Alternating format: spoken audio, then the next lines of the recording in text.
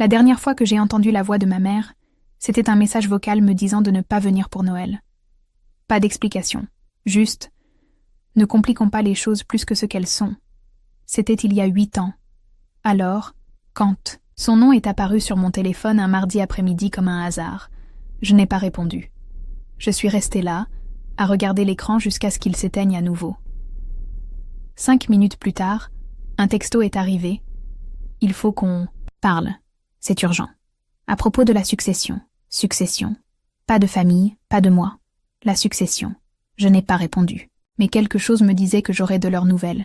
Et j'avais raison. Ce soir-là, j'ai reçu un second message, cette fois de mon frère, Ethan. Aussi froid que d'habitude. Professionnel, comme si j'étais une étrangère. Il m'a envoyé un email depuis les ressources humaines. Il y a un litige concernant la succession. Ton nom a été mentionné. Est-ce qu'on peut se rencontrer? Mon nom. Le même qu'ils avaient effacé de chaque dossier, photos et conversations de famille. Le nom qu'ils ont omis des invitations de mariage et des cartes de Noël. Le nom qui, jusqu'à ce moment, avait été mort pour eux. J'ai accepté. Pas parce que je voulais les voir. Je voulais juste savoir à quel point les choses étaient devenues graves, si des fantômes comme moi étaient convoqués. Nous nous sommes rencontrés dans un bureau en verre, au centre-ville. Terrain neutre. Trop propre pour contenir de la vérité. Ma mère était déjà assise, vêtue d'un blazer beige et d'un remords bien préparé. Ethan était à côté d'elle avec une feuille de papier, feuilletant les pages comme s'il gérait une réunion du conseil d'administration. Pas de câlin, pas de « comment tu vas ?» Juste « il y a une formalité dans le testament.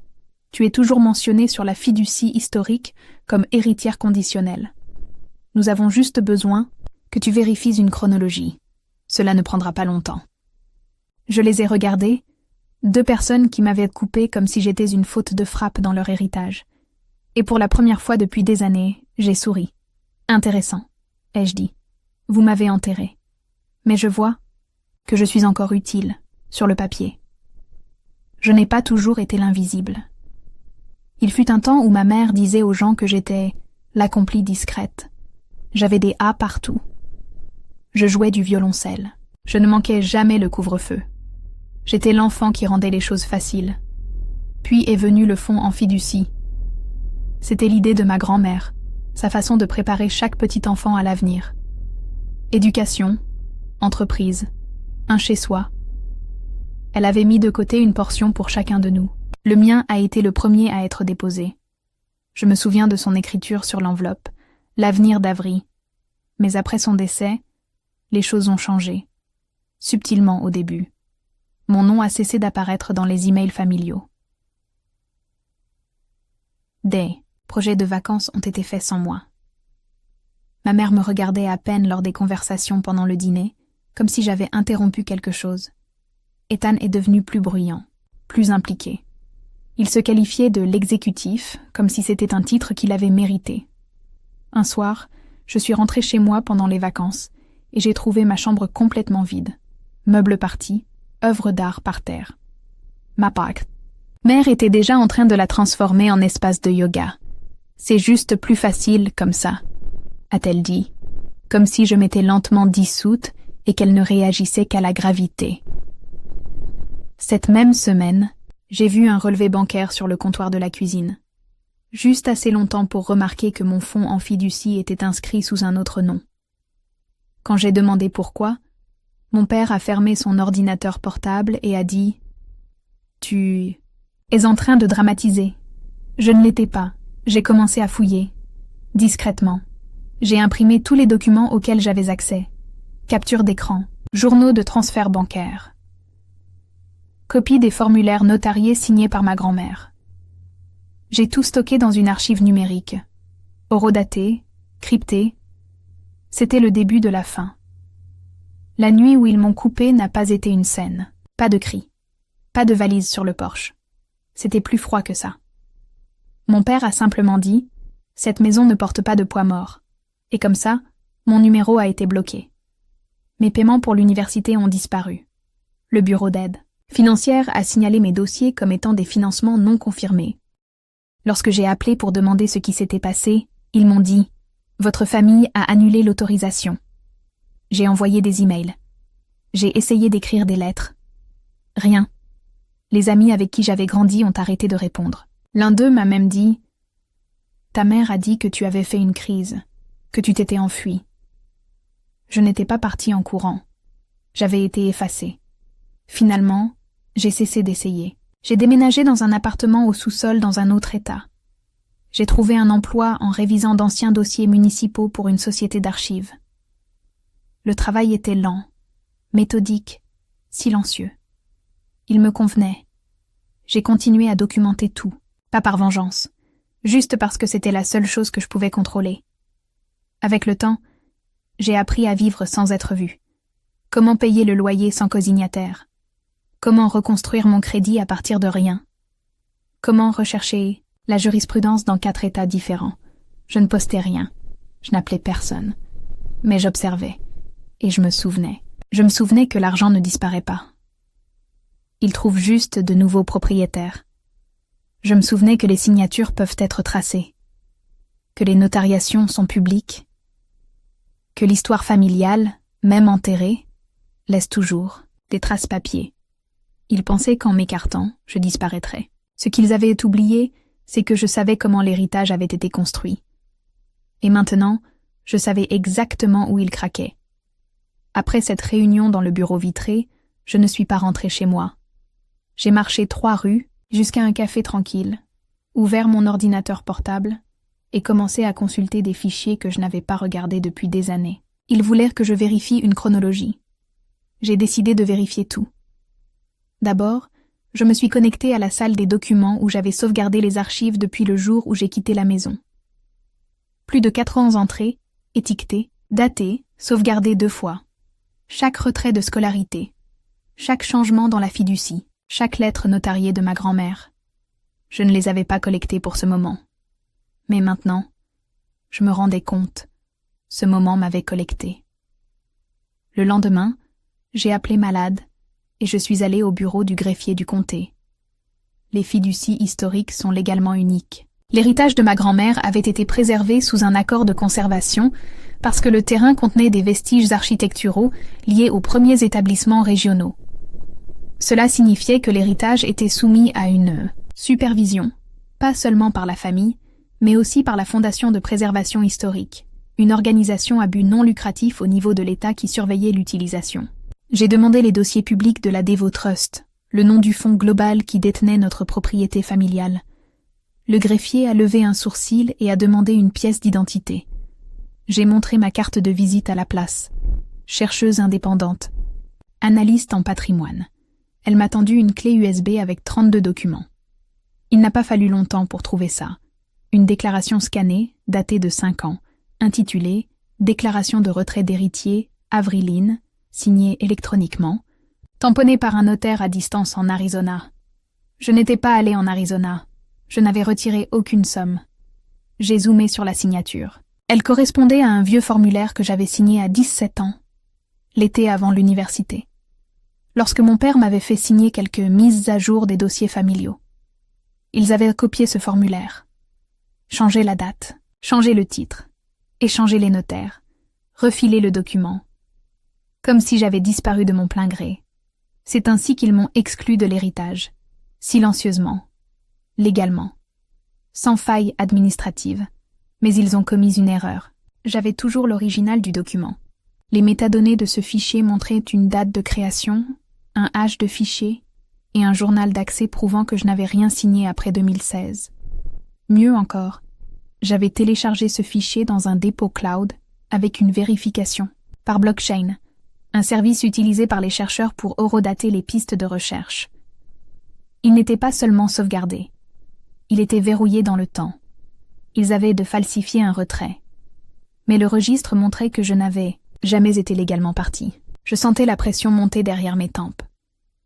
Un mélange de nausée et de rage. Ils ne m'avaient pas appelé parce qu'ils me manquaient. Ils ne m'avaient pas appelé parce qu'ils avaient eu un changement de cœur. Ils m'avaient appelé parce que la Fondation de préservation avait rouvert leur dossier après qu'une plainte ait signalé des dossiers d'héritiers incomplets. Si un héritier avait été frauduleusement retiré, la fiducie pouvait être gelée. Pire encore, le terrain pouvait revenir à l'État ou être absorbé dans le programme éducatif de la Fondation. Un résultat que mes parents n'accepteraient jamais. Ils préféraient vendre l'héritage plutôt que de le rendre public. Et la seule manière de le corriger? Me faire confirmer leurs mensonges. C'est pourquoi ils avaient besoin que je vérifie la chronologie. Pas pour clarifier. Pas pour corriger, pour couvrir. Et l'ironie, la même famille qui m'a jetée, m'a réduite au silence, m'a enterrée. Se tenait maintenant sur un terrain qu'ils ne pouvaient pas légalement revendiquer sans moi. Ils voulaient une signature, un service, une réparation. Ce qu'ils ne réalisaient pas, c'est que je ne suis pas revenue pour participer. Je suis revenue pour auditer. La prochaine fois que je les ai vus, je n'étais pas seule. J'ai apporté un ordinateur portable, un dossier imprimé et un enregistreur vocal. Pas parce que j'avais besoin de drame, mais parce que je voulais qu'ils sachent, rien dans cette histoire n'était accidentel. Nous nous sommes rencontrés dans une salle de conférence au 2e étage dans un autre cabinet d'avocats. Encore un terrain neutre, mais plus petit, avec des chaises moins chères. Le genre d'endroit où les gens règlent des différends qu'ils ne veulent pas porter en justice. Ethan était déjà là, en train de faire les 100 pas. Ma mère était assise près de la fenêtre, les doigts autour d'un thermos de thé, comme si cela pouvait apaiser sa conscience. Elle s'est levée lorsque je suis entrée. Je ne l'ai pas fait. L'avocat de la famille a commencé par la routine, habituelle. Nous vous remercions d'être ici, Avery. Commençons par la situation de la dévot. Je l'ai interrompu. Non, commençons par ceci. J'ai fait glisser la déclaration imprimée sur la table, le retrait frauduleux. Puis un second document. Mon formulaire original de 2016. Propre. Non signé par aucun notaire. Téléchargé et horodaté 3 ans avant leur version. Je n'ai jamais retiré, ai-je dit. Et votre notaire n'était jamais autorisé à vérifier. Pour cette fiducie. J'ai déjà confirmé cela avec la Fondation. Ethan ricana. Tu exagères. On a dû restructurer les choses. Ce n'était pas personnel. La falsification, c'est personnel, dis-je. Je me tournai vers l'avocat. Votre bureau a déposé la version mise à jour, n'est-ce pas? Il hocha lentement la tête, basé sur les documents fournis par la succession. Et si ces documents étaient éprouvés falsifiés? Demandai-je, calmement. Il ne répondit pas. Je sortis la dernière pièce, un disque dur, portable. Je le posai au centre de la table comme un détonateur. Il contient les archives de vérification blockchain, originaux, chaînes de garde, métadonnées, journaux IP et un message vocal de 2018. Je regardai ma mère, de toi disant à quelqu'un que je ne faisais plus partie de la famille. Donc nous simplifions le testament. Ma mère tressaillit. Ethan marmonna. Ça pourrait être n'importe qui. Je le regardai. Tu veux vraiment me tester? Silence. Puis je posai les conditions. Tu veux que la Fondation te lâche. Tu veux préserver la succession et éviter une enquête pour fraude. D'accord. Voici mon offre. 1. Transférer la propriété à un trust public pour les jeunes déplacés. 2. Publier une correction me nommant, réintégrant mes droits. 3. Ne jamais me contacter à nouveau. La voix d'Ethan se brisa. C'est fou. Tu ne veux même pas de la terre. Je souris. Je veux la vérité. Et je veux qu'elle soit notariée. Ils n'acceptèrent pas immédiatement. Ma mère pleura. Ethan me traita de ingrate. Mais ils ne sortirent pas. Parce qu'ils savaient, si cela devenait public, ils ne perdraient pas seulement la succession. Ils perdraient de leur réputation, leur rôle dans toutes les salles de réunion et galas. Ils m'avaient enterré pour l'apparence. Maintenant, l'apparence serait ce qui les forcerait à me déterrer. Ils ne signeraient pas ce jour-là. Les gens comme eux ne se rendent pas sans cérémonie. Ils retardent. Ils se posent. Ils réexaminent. Mais 3 semaines plus tard, les documents arrivèrent, signés, tamponnés et témoins. La succession fut transférée à un trust public sous la supervision de la Fondation historique. Sa nouvelle désignation, la Maison des Veaux pour jeunes. En transition, un projet de logement sécurisé pour les adolescents expulsés de chez eux. Je reçus une copie de la charte mise à jour par la poste. Sans cérémonie, dans une enveloppe brune ordinaire. Aucune lettre. Aucun pardon. Juste une signature institutionnelle et la date à laquelle cela devint officiel. Je l'encadrai. Quelques jours plus tard, un journal local publia un petit article. Succession familiale privée discrètement donnée après un conflit interne. Pas de nom. Pas de drame. Juste quelques lignes sur l'héritage, la jeunesse et la gestion publique. C'était tout ce que je voulais. Pas les projecteurs, juste la correction. Pourtant, la famille ne put s'en empêcher. Ethan m'envoya un email. Court, amer, prévisible. Félicitations. Tu as brûlé ton propre nom pour prouver un point. Je ne répondis pas. Ma mère laissa un message vocal. Le ton oscillait entre la culpabilité et la stratégie. Elle pleura, mentionna la presse, dit qu'elle espérait que je trouverais la paix. Elle termina par « Malgré tout, tu seras toujours ma fille ». Je l'écoutai une fois, puis la supprimai. Parce que voilà ce qu'il en est quand on est effacé. Une fois que tu réalises que tu as survécu sans eux, tu arrêtes d'avoir besoin qu'ils te voient. La dernière formalité fut leur correction publique. Un paragraphe, publié dans la newsletter de la Fondation. Une erreur administrative avait précédemment mal représenté le statut d'héritier. Nous regrettons cet oubli et confirmons le rôle légal d'Avril Lynn en tant que bénéficiaire originale. Sa contribution à la réorientation de la succession est reconnue avec une profonde gratitude. Ce n'était pas personnel, ce n'était pas sincère, c'était mieux, c'était permanent. Ce week-end-là, je suis allée dans l'état voisin. Il n'y avait pas de véritable raison, juste le besoin de respirer dans un endroit avec moins de noms attachés à l'air. Je me suis arrêtée dans un petit cimetière à l'entrée de la ville. Le nom de ma grand-mère était gravé sur une pierre, modeste, entourée de fleurs sauvages et de graviers. Je n'y étais pas retournée depuis les funérailles.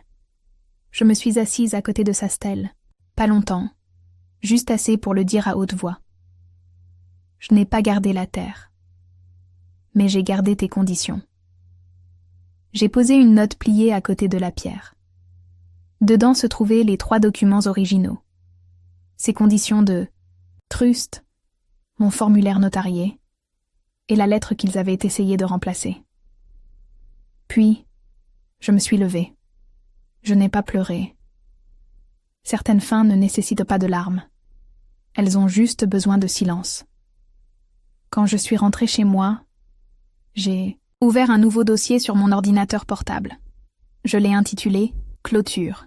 J'y ai classé tout, journaux d'email, enregistrements vocaux, actes de transfert de propriété, et une dernière note que je me suis écrite. Ils t'ont effacé pour protéger leur image.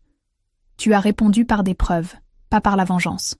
C'est ça, la différence entre héritage et exposition. Je ne me suis pas sentie triomphante. Je me suis sentie propre, comme la propreté qui ne vient pas du savon, mais de l'être enfin, irrévocablement terminé. Certains héritages se terminent par des funérailles. D'autres se terminent par de nouveaux commencements. Le domaine d'Evo a ouvert en tant que centre pour jeunes en transition 4 mois après la validation des papiers. Le panneau à l'extérieur était simple, bois blanc, police avec empattement noir. Il disait « La maison Lynn », un endroit pour recommencer. Je n'avais pas demandé ce nom. La directrice de la fondation a dit que c'était approprié. « Tu étais celle qui a tenu bon », m'a-t-elle dit. Je ne l'ai pas corrigé. Le premier groupe de résidents est arrivé ce printemps-là. 5 filles, toutes entre 16 et 19 ans. L'une venait tout juste de sortir de l'accueil. Une autre avait passé les 2 derniers hivers à dormir sur des canapés avec un sac à dos et un livre de préparation au GED. Aucune d'elles ne savait qui j'étais. Pas vraiment. Cela m'allait ainsi. Je donnais un atelier de littératie juridique une fois par semaine.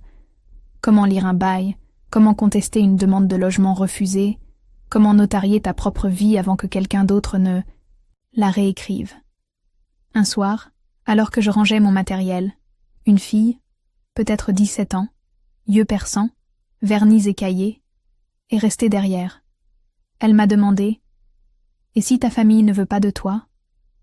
Je n'ai pas répondu immédiatement. Puis j'ai dit, alors tu construis une vie si solide qu'ils ne peuvent pas y toucher. Elle a hoché la tête, comme si elle avait déjà commencé. La maison se remplissait lentement, de petites manières discrètes. Des livres empilés, sur les rebords de fenêtres, des chaussettes séchant sur les radiateurs, des blagues à l'intérieur du frigo, le genre d'appartenance qui ne demande pas la permission. Chez moi, je gardais mon monde propre. Silencieux. Numéro non répertorié. Pas d'adresse de réexpédition. J'ai fait don des derniers objets personnels de ma grand-mère à la salle de lecture du centre. Sa plume, son dictionnaire annoté, le jeu de cartes sur lesquelles elle écrivait des devinettes d'anniversaire pour moi. Une nuit, je me suis assise dans le salon de la maison Lynn, tandis que les filles écoutaient de la musique sur un haut-parleur Bluetooth cassé. Elles riaient, fort, chaotique, réel. C'est à ce moment-là que j'ai réalisé que je n'avais pas seulement échappé à une famille. J'avais fondé quelque chose de mieux. Pas un miroir de ce que j'avais perdu, mais une correction. Pas une table avec mon nom gravé dessus, mais une table suffisamment grande pour ceux à qui on avait dit qu'ils n'avaient pas leur place. Plus tard dans le mois, j'ai reçu une autre lettre, écrite à la main. Pas d'adresse de retour. Mais je connaissais l'inclinaison de l'écriture. Ma mère. Elle a écrit qu'elle me manquait, qu'elle voulait me voir, qu'elle espérait peut-être qu'on puisse essayer à nouveau. Je n'ai pas répondu. Pas par cruauté. Juste clarté. Parce que je ne retenais pas le passé en otage. J'avais simplement cessé de l'inviter. Au lieu de cela, je suis allée dans la cuisine, j'ai ouvert l'armoire du personnel et j'ai sorti un nouveau classeur. Je l'ai étiqueté « L'arbre généalogique réel ». Dedans, j'ai placé une feuille avec une question imprimée en haut. Qui t'a aidé à survivre? Chaque résident pourrait remplir une branche. Pas de nom de famille, pas de liens légaux, juste la vérité. Cette nuit-là, j'ai écrit la première entrée. Nom, Lutia, ma bibliothécaire de lycée.